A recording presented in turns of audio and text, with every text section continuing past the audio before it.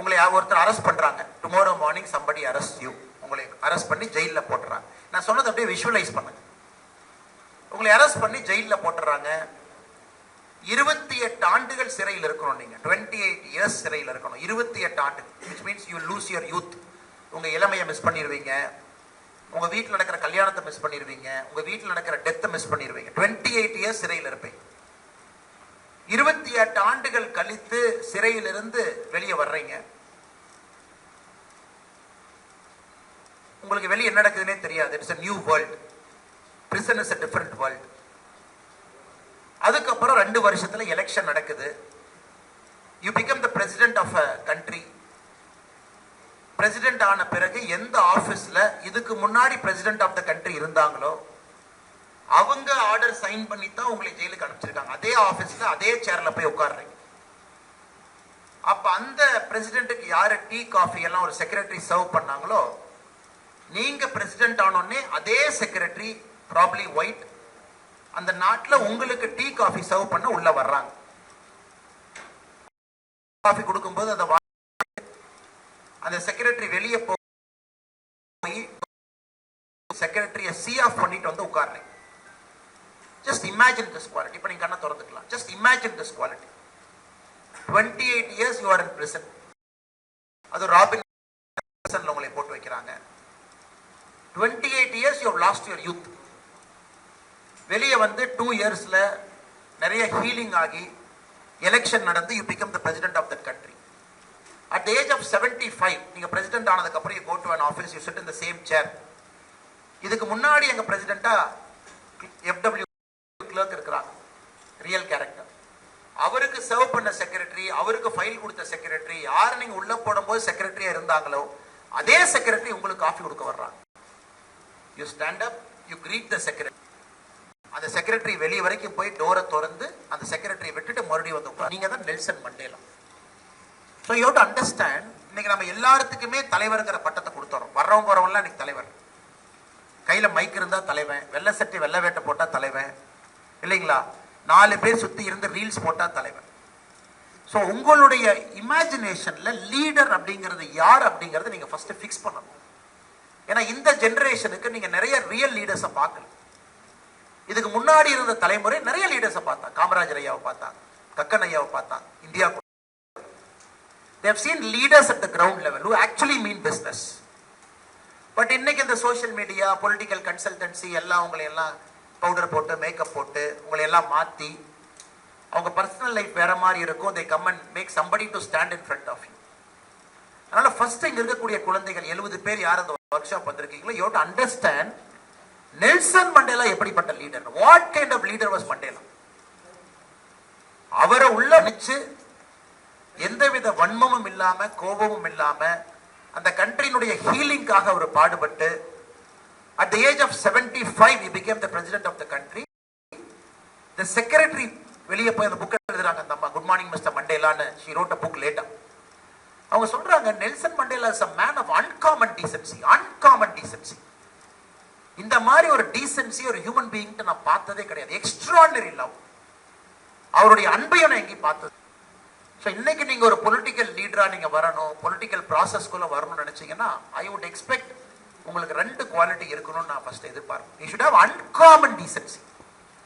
ஏன்னா சமுதாயம் மற்றவங்க எல்லாத்தையும் விட்டுரும். அவங்கள நீங்க ரெப்ரசன்ட் பண்ண லீடரா வரும் பொழுது உங்களுக்கு சமுதாயம் வைக்கக்கூடிய பரீட்சை ரொம்ப கடினமான பரீட்சையா இருக்கும். உங்க மேல சமுதாயம் வைக்கக்கூடிய நம்பிக்கையும் கொஞ்சம் லேட்டா தான் வைப்பாங்க. ஆனா பரீட்சை ரொம்ப கடினமா இருக்கும். Uncommon decency. நீங்க ஃபண்டமெண்டலி ஒரு நல்ல ஹியூமன் பீயிங்கா, நல்ல மனிதனா நீங்க மாற கத்துக்கணும். நல்ல ஹியூமன் பீயிங், நல்ல human being. Uncommon extraordinary love. நீங்க எல்லாத்தையும் கடந்து வெளியே வர ஆரம்பிக்கணும். ஜாதி, மதம், ஒரு சித்தாந்தம் உங்களுக்கு பிடிக்கும் பிடிக்காது, எனக்கு கோவம் வராது, இதையெல்லாம் தாண்டி நீங்க மேல வர ஆரம்பிக்கணும். ப்ராப்ளி இந்த ஒர்க் ஷாப் இன்னைக்கு நடக்கக்கூடிய ஒர்க் ஷாப், அதற்கப்புறம் வாழ்க்கையில நீங்க செய்ய போறது எல்லாமே இந்த 2 விஷயத்தை நோக்கி உங்க பயணம் இருக்கணுங்கிறது என்னுடைய ஆசை. அன்காமன் டீசென்சி, அதாவது சாதாரண மனிதன் இருக்கக்கூடிய டீசென்சியை விட உங்கள்கிட்ட அதிகமா இருக்கணும். Extraordinary love. நம்ம லவ்ங்கிற வார்த்தையை பயன்படுத்தலைங்க. Extraordinary love. எங்கேயும் காட்டாத அன்பை விட நீங்க அன்பு அதிகமா காட்டணும். இந்த ரெண்டு குவாலிட்டி இப்ப யாரும் சொல்லிக் கொடுக்கிறது இல்லைங்க. These two qualities are very very important to begin a career in politics. அரசியலுக்குள்ள நீங்க வர்றதுக்கு. இரண்டாவது, எந்த எதிர்பார்ப்புமே இல்லை. Politics is a field where you should not expect anything. எதையுமே நீங்க you should only enjoy the process. நான் எம்எல்ஏ ஆகணும், நான் எம்பி ஆகணும். மகாத்மா காந்தி உதாரணத்துக்கு எடுத்துக்கலாம். அவர் லைஃப்ல ஒரு வருஷம் இந்தியன் நேஷனல் காங்கிரஸ் தலைவராக இருந்தார். மகாத்மா காந்தி 1918 இந்தியா வந்த பிறகு 1947 வரைக்கும் மகாத்மா காந்தி அவர்கள் கிட்டத்தட்ட 30 ஆண்டு காலம் அவருடைய லைஃப்ல only 1 year he was in a position. 29 years no position. So உங்களுக்கு வரக்கூடிய மரியாதை உங்க பொசிஷனுக்கு வரக்கூடாது. நீங்க தலைவரா இருக்கீங்க, ஆல் இந்தியா காங்கிரஸ் கமிட்டி தலைவர், ஏஐசிசி தலைவர், Mahatma people respected him. No. 29 years Mahatma Gandhi is again a great leader because 29 ஆண்டுகள் எந்த பதவி எடுத்துக்கல. நெவர். அந்த ஒரு வருஷம் இருந்துட்டு வேண்டாம்ட்டார். ஒரே ஆண்டு மட்டும்தான் அந்த கட்சியினுடைய தலைவரா இருந்தார். சோ இதுல இருந்து மகாத்மா காந்தி இருந்து என்ன கத்துக்கிறீங்க? அவரு he walked the talk. என்ன நினைக்கிறாரு, அவர் எப்படி வாழணும்னு நினைக்கிறாரு, மக்களுக்கு யாருக்கு சர்வ் பண்ண நினைக்கிறாரு, அந்த மாதிரி முதல்ல அவர் இருந்தார். சோ இன்னையிலிருந்து என்னுடைய அன்பான வேண்டுகோள், மொமெண்ட் யூ டிசைட் நான் அரசியல்வாதி ஆகணும், மக்களுக்காக சேவ் பண்ணணும்னா உங்களுடைய மனதுல, உடம்புல, உங்களுடைய ட்ரெஸ்ல, நீங்க போடக்கூடிய எல்லா விஷயத்திலையும் ஒரு மாற்றம் வரும். நீங்க என்ன மாற்றத்தை முதல்ல பாக்குறீங்களோ அந்த மாற்றம் உங்ககிட்ட வந்தா தான் சுத்தி இருக்கிறவங்க உங்களை ஏத்துக்குவாங்க. மேபி உலகம் மாறுறதுக்கு லேட் ஆகும், மேபி நீங்க வாழக்கூடிய மாநிலம் மாறுறதுக்கு லேட் ஆகும். It's okay. பட் நீ முதல், இது இரண்டாவது குவாலிட்டி. காந்தி மாதிரி ஆட்கள் எல்லாம் பார்க்கும் பொழுது so power is not in the chair, power is how you behave as a person அப்படிங்கிறது ரொம்ப தெளிவா நமக்கு தெரியுது. மூன்றாவது, இது மிக மிக முக்கியமானது, politics is a process. இதுல வெற்றி தோல்வி அப்படிங்கிறது ஒரு ஈவெண்ட் மட்டும்தான். இன்னைக்கு வர்ற எத்தனையோ பேர் ரொம்ப ஆர்வமா வருவீங்க, இளைஞர்கள் வருவீங்க. அதுக்கப்புறம் ஒரு சிஸ்டத்துக்குள்ள வரும் பொழுது நிறைய பிரச்சனைகளை நீங்க சந்திப்பீங்க. ஒரு ஆர்கனைஸ்ட் பொலிட்டிக்கல் பார்ட்டி, நீங்க எந்த அரசியல் கட்சியில ஜாயின் பண்ணாலும் it is an organized political party. அதுல விருப்பு வெறுப்பு இருக்கத்தான் செய்யும். அதனால நிறைய பேர் அன்னைக்கு பார்த்தோம்னா கொடுக்கல, அங்க அனுப்பிட்டாங்க, நான் வந்தேன் எனக்கு பதவி இல்லை, சேரத்துக்கு ஓரத்துல போட்டு. So you should train your mind to say, எதிர்பார்க்காம சக்சஸோ ஃபெயிலியரோ அது எனக்கு ஒரு ஈவெண்ட் மட்டும்தான். இந்த பொலிட்டிக்கல் ப்ராசஸை நான் லவ் பண்ணி நான் செய்வேன். ஸோ பதவி போகும், எம்எல்ஏ ஆவீங்க, எம்எல்ஏ ஆகாம இருப்பீங்க, எம்பி ஆவீங்க, எம்பி ஆகாம இருப்பீங்க. இது எல்லாம் இளைஞர்கள் உங்க மனதிலிருந்து இருந்து கொஞ்சம் அப்படியே நீங்க சைடு கொண்டு வந்து, you should enjoy the process.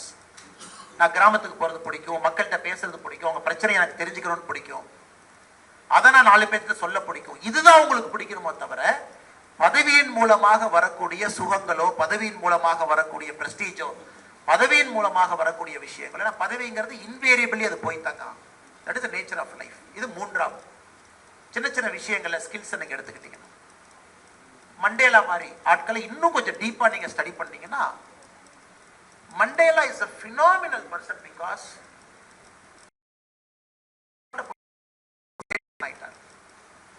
இத மோடி ஜர்னலிஸ்ட் கொஞ்சம் உட்கார்ந்துங்க, உங்களுக்கு பின்னாடி மறைக்கும். இத மோடி ஒரு இடத்துல சொல்லியிருப்பாங்க, எந்த ஒரு மனிதன் வாழ்க்கையில அவமானப்பட்டு துயரப்பட்டு நான் வாங்கணும்னு நினைக்காம இருக்காங்களோ அந்த மனிதன் மட்டும்தான் மேல போக ஆரம்பிப்பான். So you all will find a way to punish somebody. உங்களை அவமானப்படுத்தியிருப்பாங்க, உங்களை கேவலப்படுத்தியிருப்பாங்க, இன்சல்ட் பண்ணியிருப்பாங்க, உங்க ஈகோவை ஹர்ட் பண்ணியிருப்பாங்க. ஃபர்ஸ்ட் அவைலபிள் ஆப்பர்ச்சுனிட்டி நீங்க பழி வாங்க போவீங்க. Because power is in your hand. நான் பவர் இல்லாதப்ப நீ எவ்வளவு பண்ணீங்க, இப்ப என் கையில பவர் வந்துருச்சு, நான் உங்களை சும்மா விட மாட்டேன் அப்படின்னு நீங்க நினைச்சீங்கன்னா you can never become a statesman. ஒரு ஸ்டேட்ஸ்மேனுடைய அடிப்படை தகுதி இருந்தாலும் மன்னித்து விட்டு அடுத்த கட்டத்துக்கு போகிறத நீங்க கத்துக்கணும். ஏன்னா இன்வேரியபிளி இந்த ஃபீல்டுல உங்களை இன்சல்ட் பண்ணுவாங்க, இன்வேரியபிளி இந்த ஃபீல்டுல ஏதாச்சும் தவறுகள் உங்கள் மீது நடக்கும். அதையெல்லாம் நீங்க மறக்க கத்துக்கணும். இது மிக மிக முக்கியமான குவாலிட்டி. இது நீங்க ஏன்னா பவர்ங்கிறது பழிவாங்கறதுக்கு மட்டும் நம்ம யூஸ் பண்ணிட்டு இருக்க முடியாது. எத்தனை பேருக்கு பழி வாங்குவீங்க? பழி வாங்க மட்டும் ஆரம்பிச்சீங்கன்னா உங்களுக்கு அதுக்கே நேரம் போயிடும். நீங்க அந்த சேர்ல உட்காந்து ஒரு லிஸ்ட்டை போட்டு, நம்மளே எதிர்கட்சியில் இருக்கும் போது இந்த ஆபீசர் சரியா பேசல, டிரான்ஸ்பர் தூக்கி தண்ணி இல்லாத காட்டுக்கு போடு, அவர் நான் போகும்போது கோயில்ல மரியாதை கொடுக்கல, இவரத்துக்கு இங்க மாத்து, அந்த எம்எல்ஏ நம்மளை பற்றி அப்படி பேசினாரு, விஜிலன்ஸை கூப்பிட்டு ரைட் அடிக்க சொல்லு, நம்ம கட்சிக்காரன் இவன் 4 பேர் நம்மளை இப்படி பண்ணா, அவனோட செல்போன்ல ஒட்டு கேட்டு அவன் மேல இப்படி பண்ணு, இன்டெலிஜென்ஸை கூப்பிட்டு பிரீஃபிங் கொடு. இதை மட்டும் ஒரு சீஃப் மினிஸ்டரோ ஒரு பவர்ஃபுல் ஆளோ இதை மட்டும் பண்ணிக்கிட்டு இருந்தா உங்களை நம்பி ஓட்டு போட்டவங்களுக்கு எப்ப நீங்க வேலை செய்வீங்க? அந்த குவாலிட்டியை இப்பவே நீங்க வளர்த்துக்குங்க அப்படிங்கிறது என்னுடைய அன்பான வேண்டுகோள். Just forgive, forget and move on. இது நீங்க செய்யாத வரைக்கும் எனக்கு அரசியல்ல 90% மக்கள் என்ன பண்ணுவாங்கன்னா, அடுத்தவங்களை பத்தி தவறா பேசுறதுக்கே ஒரு நேரம் போயிருது. தலைவா நீங்க இருக்கும்போது எப்படி தெரியுது தெரியுமா, இப்ப எல்லாம் மாறி போச்சு, ஏன்னா அவருக்கு வேலையெல்லாம் உங்களே உட்காந்து பேசுறீங்க. தலைவா இங்க பாருங்க தலைவா, இப்படி உங்களை பத்தி அப்படி பேசிட்டாங்க, அவருக்கு உங்களுக்கு வேலை இல்லை, இந்த மாதிரி விஷயங்களை பேசுறீங்க. தலைவா நீங்க போகும்போது எவ்வளவு தலைவா, இப்ப பாருங்க தலைவா, இந்த பேச்சுக்களே இல்லாம ஒன்லி பாசிட்டிவ் சிந்தனைகள் வரும் பொழுது your life will start going in the forward direction. நான் சொல்றது சின்ன சின்ன விஷயங்கள் அனுபவத்துல சொல்றேன். ஃபர்ஸ்ட் விஷயம், மண்டேலாவுடைய கிரேட்னஸ் பாத்தீங்கன்னா, தன்னை யாரு கேவலப்படுத்தினாங்க, தன்னை யாரு ஜெயில போட்டாங்க, 28 ஆண்டுகள் சிறையில, கடைசி 12 ஆண்டுகள் தனிமை சிறையில ராபின் ஐலண்ட். நீங்க கையை நீட்டினீங்கன்னா கூட 2 கையும் அந்த பிரிசனுடைய செவரு 12 ஆண்டுகள் மொத்தமாக 20 பிறகு ஒருத்தர் மேல கூட ஒரு பனிஷ்மெண்ட் கொடுக்க, not even a single person. அவர் பிரசிடென்ட் ஆஃப் சவுத் ஆப்பிரிக்கா ஆன பிறகு he just forget everything. He said, look, this way Mandela is a statesman. நீங்க லைஃப்ல எத்தனையோ புத்தகங்கள் படிப்பீங்க. என்னை பொறுத்தவரை நீங்க அரசியல்வாதியாக மக்களுக்கு பணி செய்ய வேண்டும் என்று நினைத்த பிறகு நீங்க படிக்க வேண்டிய முதல் புத்தகம் long walk to freedom, Nelson Mandela அவருடைய முதல் புத்தகத்தை வாங்கி நீங்க படிக்கணும். பொறுமையா படிங்க, அதை அனுபவிச்சு படிங்க. மண்டேலா யாரு? ஒரு ரெவல்யூஷனரியா இருந்தார், கொரில்லா வார்ஃபேர் நடத்தி சொத்துக்களுக்கெல்லாம் சேதம் ஏற்படுத்தினார், அதுக்கப்புறம் தண்டனை கிடைச்சு ஜெயிலுக்கு போறார். அங்க என்னெல்லாம் நடந்தது, ஆப்பிரிக்கன் நேஷனல் காங்கிரஸ்குள்ள என்னெல்லாம் பிரச்சனை, எத்தனை பேர் மண்டேலாவை முதுகுல குத்துனாங்க, எத்தனை பேர் ஒரு தூக்கி வெளியெல்லாம் போட்டாங்க, அதையெல்லாம் தாண்டி ஒரு சிறையில அவருடைய மனதை உறுதிப்படுத்தி கொண்டு எப்படி வெளியே வந்தார் அப்படிங்கிற அந்த புத்தகத்தை லாங் வாக் டு ஃப்ரீடம்ல நீங்க பார்க்கணும். ஸோ இந்த சின்ன சின்ன விஷயங்கள் எல்லாம் நீங்க இன்டர்னலைஸ் பண்ணணும் சார். ஏன்னா இங்க இந்த மாதிரி ஒர்க் ஷாப்ல பெருசா உங்களுக்கு என்ன சார் சொல்லிக் கொடுக்க முடியும்? கான்ஸ்டிடியூஷனை பத்தி சொல்லிக் கொடுக்கலாம், அரசியலமைப்பு சட்டத்தை பத்தி சொல்லலாம், பொலிட்டிக்கல் பார்ட்டியினுடைய ஸ்ட்ரக்சரை பத்தி சொல்லலாம். ஆனா அதெல்லாம் உங்களுக்கு டெக்ஸ்ட் புக்ல எங்க வேணாலும் இருக்கு. Qualities and attributes of becoming a better leader. ஒரு நல்ல தலைவரா வரணும் அப்படின்னா அன்காமன் டீசென்சி, எக்ஸ்ட்ராடினரி லவ், இது ரெண்டு எப்போ நான் வச்சுக்க. அன்காமன் டீசென்சி, நீங்க ஜென்டில்மேனா இருக்கணும் உங்க லைஃப்ல, உங்க பிஹேவியர் நீங்க ஜென்டில்மேனா இருக்கணும். நாம தவறு பண்ணக்கூடாது. நீங்க தவறு பண்ணீங்கன்னா you will lose your moral right to ask questions. நான் தவறு பண்ண மாட்டேன்னு நீங்க நினைச்சீங்கன்னா அதுல கஷ்டத்தை அனுபவிக்கணும். ஏன்னா நீங்க கேள்வி கேட்க ஆரம்பிக்கிறீங்க, கேள்வி கேட்கக்கூடிய தகுதி உங்களுக்கு இருக்கணும். அதனால சின்ன சின்ன டாக்ஸ் கூட ஒழுக்கமா கட்டணும்.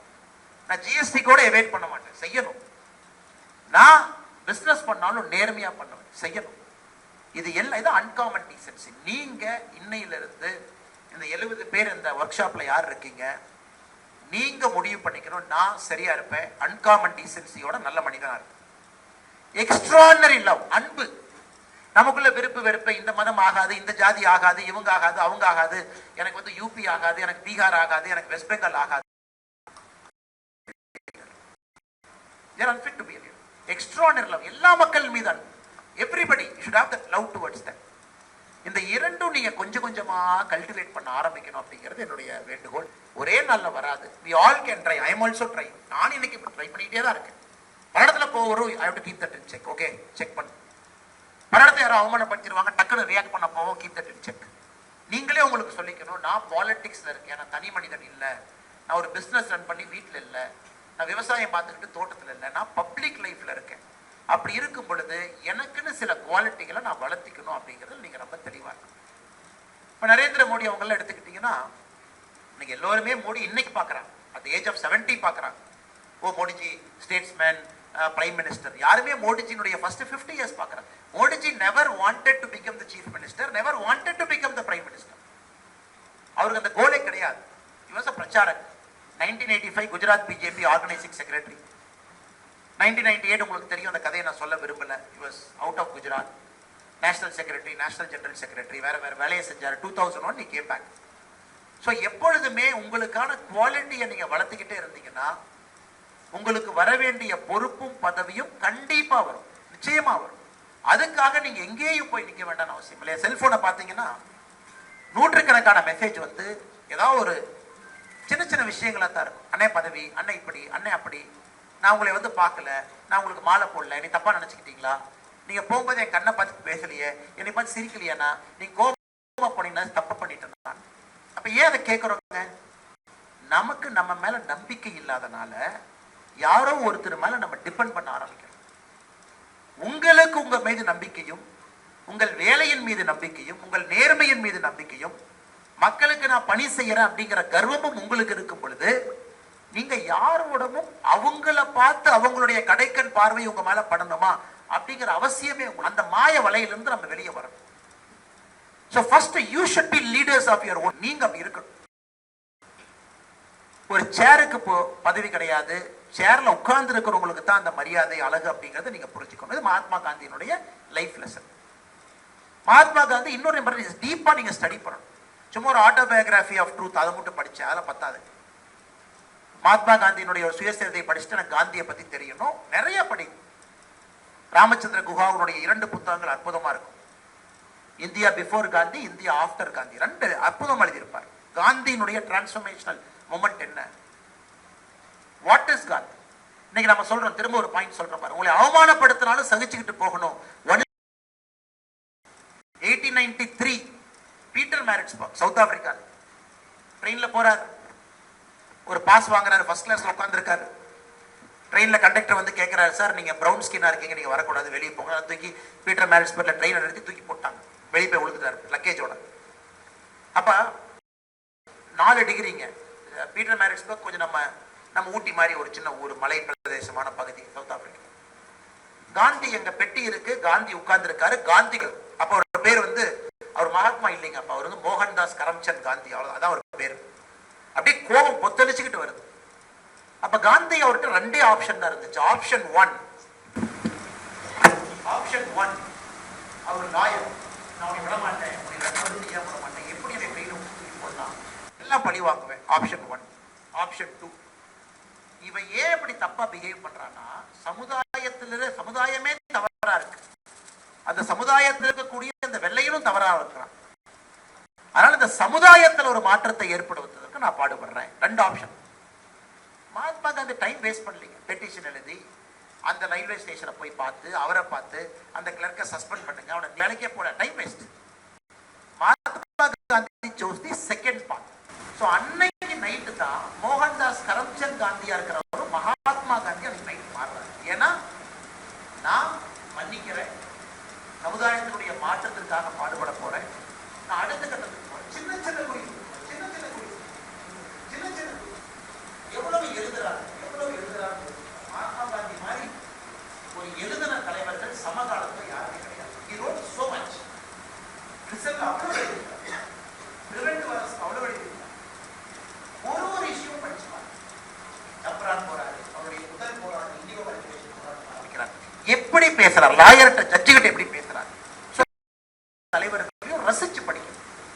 சும்மா மேம்போக்கா படிக்கிறத விட நீங்க பாலிடிக்ஸ்னு வந்துட்டீங்க, நீங்க நான் மக்களுக்கு பணி செய்யறேன்னு முடிவு பண்ண பிறகு ஒரு உங்களுக்கு பிடித்த தலைவர்கள் என்ன, அவங்க அட்ரிபியூட் என்ன, எப்படி அவர்கள்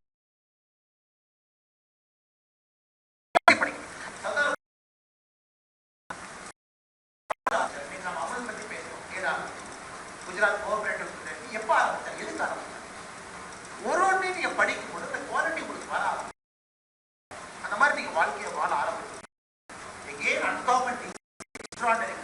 இரண்டும் உங்களுக்கு இருக்கும்.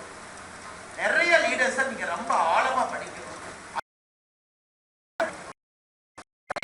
போக்கு அரசியல்வாதி இருக்கலாம், ஆனா தலைவனுக்கு பழிவாங்கும் போக்கு சத்தியமா ஸ்டேட்ஸ்மேனுக்கு இருக்கக்கூடாது. பழிவாங்கிற போக்கே உங்களுக்கு வரக்கூடாது. யாராக இருந்தாலும் இருக்கும். ஏன்னா நீங்க வந்திருப்பது மக்களுக்கு சேவை செய்வதற்கு மட்டும்தான், சமுதாயத்துல மாற்றத்தை ஏற்படுத்துவதற்கு மட்டும்தான். உங்ககிட்ட பழி வாங்கணும் உட்கார்ந்து காலையில இருந்து நைட் வரைக்கும் லிஸ்ட் போட்டு 5 வருஷம் அதிகம் முடிச்சு போயிடும். அதெல்லாம் நீங்கள் செய்ய வேண்டும். எப்படி தாமரை மேல தண்ணி இருக்கும் அது மாதிரி ஒரு பிரதர் சொன்ன பிரதர் போட்டோ எடுத்தார். ஏன் போட்டோ எடுக்கணும்? அவர் அன்பு இருக்கு, போட்டோ எடுக்கலாம், சரி, ஏன் எடுக்க வேண்டாம்? அதற்கான சூழல் இது கிடையாது. போட்டோ எடுக்கிறதோ மாலை போடுறதோ இளஞ்சிங்கம் அண்ணாமலை அந்த சிங்கம் இந்த சிங்கம் இங்க வந்து எல்லோருமே சமமா உட்காரு. இங்க எல்லோருமே நமக்கு கூட சொல்றேன் உங்களுக்கு ஒரு இடத்துக்கு போகும்போது ஒரு லீடருக்கு எப்படி இருக்கணும், எப்படி இருக்கணும், ஏனைய சமுதாயம் என்று எதிர்பார்ப்பு இது மாதிரி சின்ன சின்ன விஷயங்கள் எல்லாமே நீங்க கற்றுக்கொள்ள வேண்டும் என்பது அது குறிப்பா இளைஞர் அது எல்லாத்தையும் தாண்டி நிறைய படிக்கணும், நிறைய படிக்கணும், நிறைய எக்கனாமிக்ஸ், பொருளாதாரம், சரித்திரம், பூகோளம் எல்லாம் ஒரு என்ன நடக்கும்.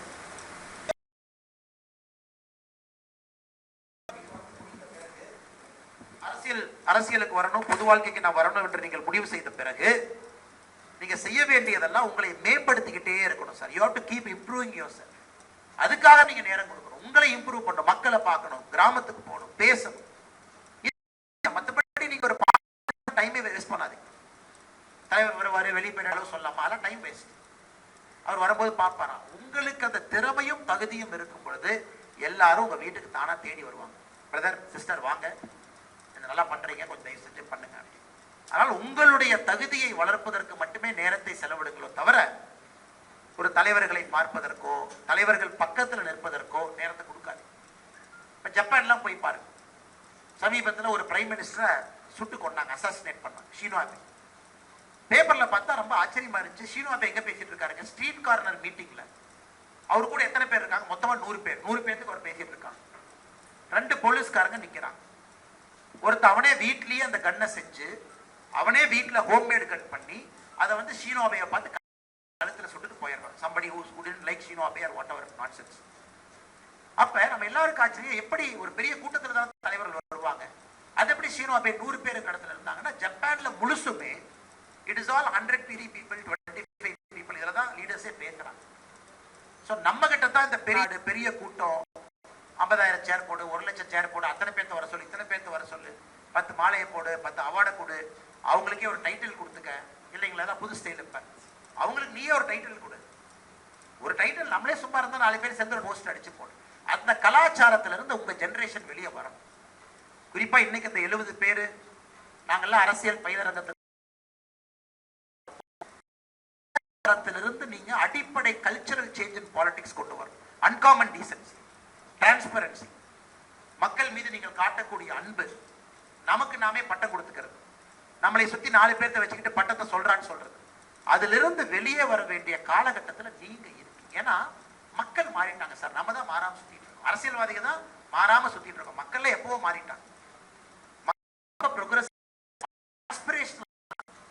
அரசியல்வாதிகள் நாம் இன்னும் பழைய டேப் ரெக்கார்டர் மாதிரி அதே பாட்டை திரும்ப திரும்ப தேஜுவான டேப் ரெக்கார்டர் போட்டிட்டு இருக்கோம். ஒரே மோடஸ் ஆபரண்டி, ஒரே செட் பேட்டர்ன்.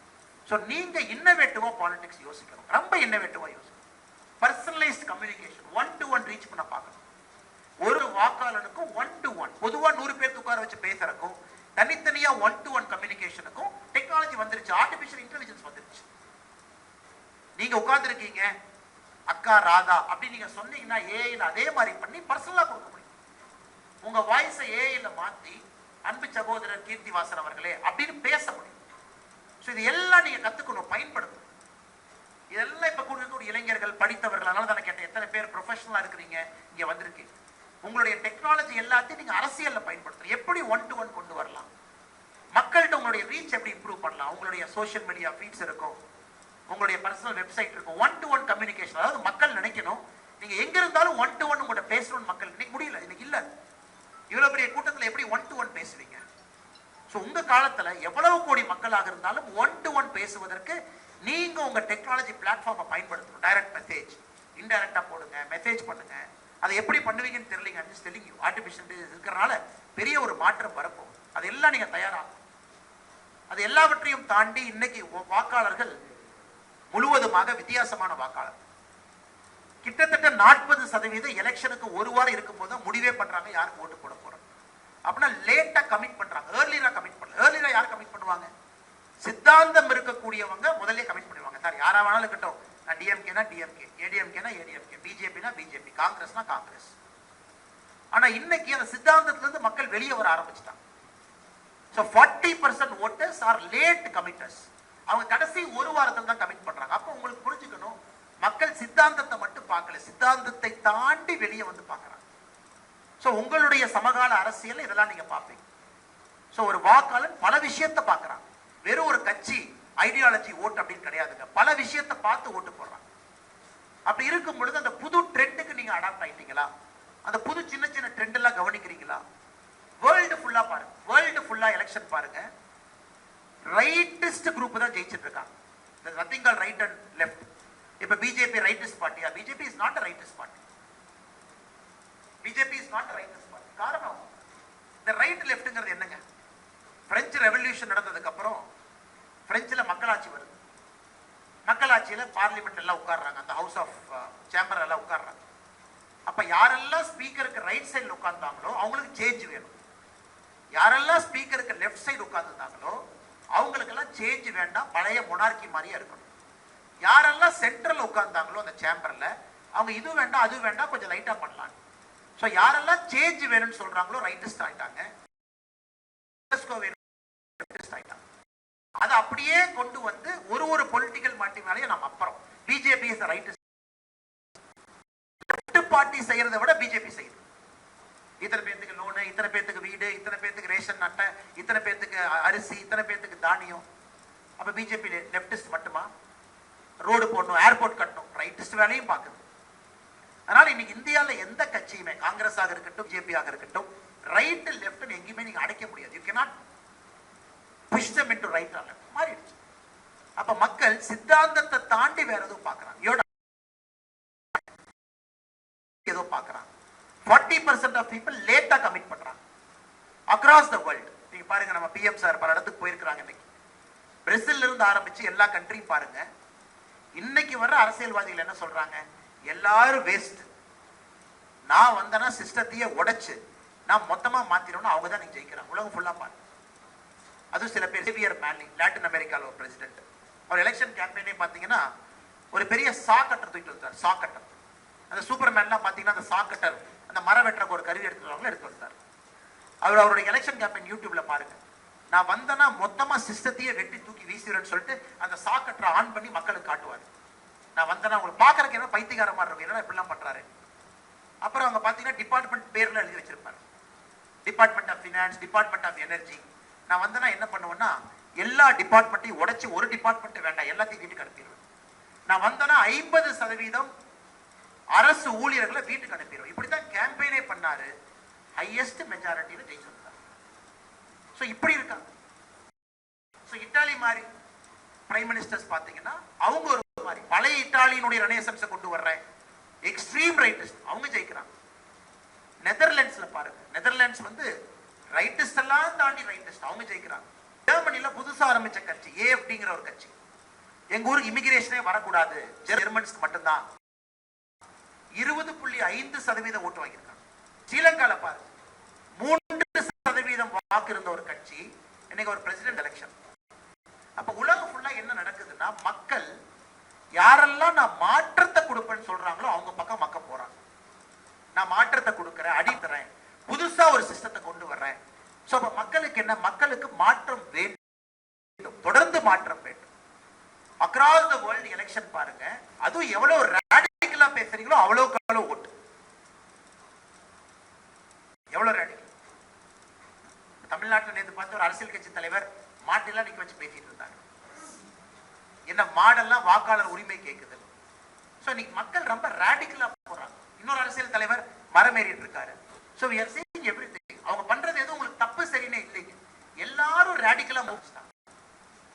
மக்களுடைய மனசை கவரணும். மக்கள் அப்பதான் ஓ இவங்க ஒரு மரமேறி ஏதோ பண்றாரு, மாற்றத்தை இவர் கொடுப்பாரா பாக்குறாங்க. சோ இன்னைக்கு பொலிட்டிக்கல் லீடர்ஸ் ஒரு பக்கம் எக்ஸ்ட்ரீம்ல இருக்காங்க. எல்லா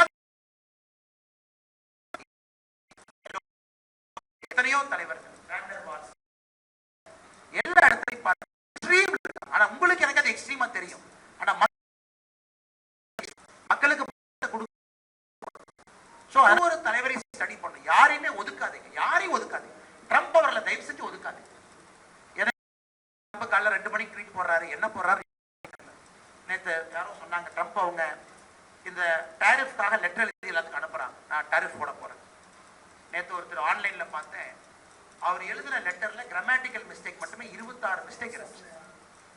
ட்ரம்ப் அவங்க எழுதுனது 26 கிராமட்டிக்கல் மிஸ்டேக் இருந்துச்சு. கமாவுக்கானா, கேபிட்டல் லெட்டர், இங்க ஸ்பேஸ் உள்ளே, அதெல்லாம் யாரும் பார்க்கலைங்க. Trump has become very radical. அவருக்கு தெளிவா இருக்கு, என் பேஸுக்கு நான் போகணும், என்னை மாற்றத்துக்காக மக்கள் வாக்களிச்சாங்க, அவங்களுக்கு நான் அப்பீல் பண்ணணும். Is very clear. அப்ப நீங்க ஒரு பொலிட்டிக்கல் ஃபீல்டுன்னு வந்ததுக்கு அப்புறம் எல்லாத்தையும் ஸ்டடி பண்ணணும், யாரையுமே ஒதுக்காதீங்க. ரைட்டா இருக்கட்டும், லெஃப்டா இருக்கட்டும், சென்ட்ரிஸ்டா இருக்கட்டும், தமிழ்நாட்டில் முதலமைச்சர் இருக்கக்கூடிய ஸ்டாலின் அவர்களாக இருக்கட்டும், எதிர்கட்சி தலைவராக இருக்கட்டும், அண்ணன் சீமான் அவர்களா இருக்கட்டும், யார் இருந்தாலும் எல்லாத்தையும் ஸ்டடி பண்ணணும். என்ன குவாலிட்டி, என்ன அட்ரிபியூட், ஏன் அவங்க சக்சஸ் ஆகுறாங்க, ஏன் ஃபெயிலியர் ஆகுறாங்க, அக்ராஸ் தி வேர்ல்ட் ஸ்டடி பண்ணி ஒரு புக் வச்சு மெயின்டைன் பண்ணி எழுதுங்க. நான் சொல்ற சேவியர் மேலியோட யூடியூப் வீடியோஸ் எல்லாம் பாத்தீங்கன்னா ஒரு சாக் கட்டர் கொண்டு வந்து இப்படித்தான் எலெக்ஷன் கேம்பெயினே பண்ணுவார். நான் மட்டும் ஓட்டு வாங்கிட்டா சிஸ்டத்தை எல்லாம் வெட்டி தூக்கி எறிஞ்சிருவேன். பிரசிடென்ட் ஆகி கார்ல போயிட்டு இருக்காரு, பிரசிடென்ட் ஆகி ஃபர்ஸ்ட் டே கார்ல போயிட்டு இருக்காரு சேவியர் மேல்.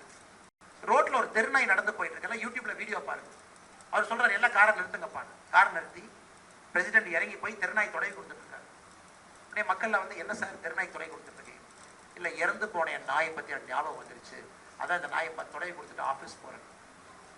என்ன இப்படி பண்றாரு அப்படின்னு ஹையஸ்ட் அப்ரூவல். இன்னைக்கு சேவியர் மேலி எப்படி நம்ம மோடிஜி கன்சிஸ்டன்டா 11 ஆண்டுகளா ஹையஸ்ட் அப்ரூவல் ரேட்டிங்ல இருக்காங்களோ, அதே மாதிரி ஒரு நல்ல அப்ரூவல் ரேட்டிங் இருக்கக்கூடிய தலைவர் சேவியர் மேலி லாட்டின் அமெரிக்கால இருக்காரு.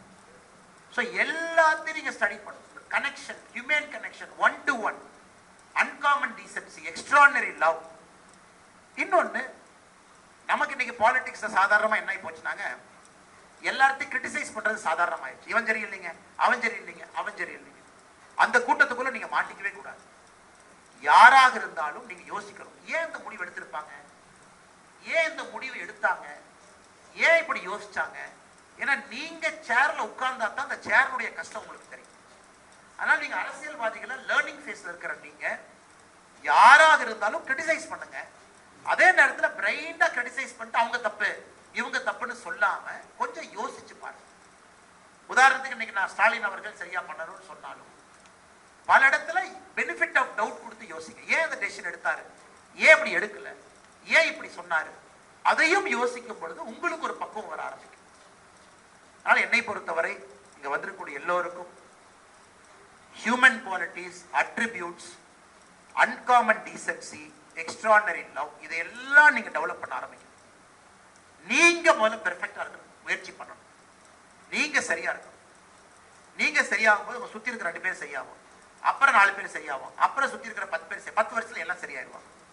பட் எல்லாரும் தப்பா இருக்கிறாங்க, நானும் தப்பா இருக்கிறேன்னு நீங்க முடிவு பண்ணீங்கன்னா எப்பொழுதுமே மாற்றம் வராது.